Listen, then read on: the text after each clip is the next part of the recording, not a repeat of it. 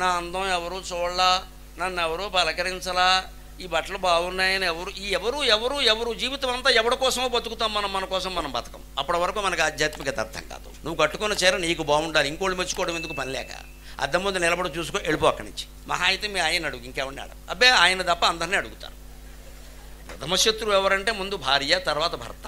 ఆయనకి ఈవిడ అష్టమ శని, ఈవిడికి ఆయన ఏలినాడు శని. ఆయనకి ఈవిడ చొక్కెదురు, ఈవిడికి ఆయన రాహుకాలం. ఇదే మన కాపురం. మొదటి శత్రువు ఎవరంటే భర్త, మొదటి శత్రువు ఎవరంటే భార్య. వారు తప్ప అందరూ నచ్చుతారు మనకి జీవితం. అంతా గొప్ప వాళ్ళ ఇంట్లో వాళ్ళ తప్ప. ఇంకా సుఖం ఎక్కడ ఉంటుందో, మళ్ళీ వచ్చి వీడితో కాపురం చేయక తప్పదు కదా, ఏడిపో ఉంటుంది. అదే అమ్మవారు అయితే ఎంత అందంగా ఉన్నా సరే ఎవరైనా నువ్వోడే బోడే శివుడు ఏడి అని అడుగుతుంది ఆవిడ.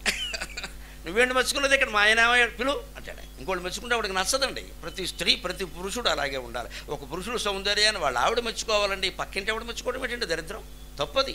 దానికి సంతోషించకూడదు. నువ్వేకేమిటమ్మా అని అడగాలి మొహం మీద. మగాడైనా అప్పుడు కాపురాలు నిలబడతాయి.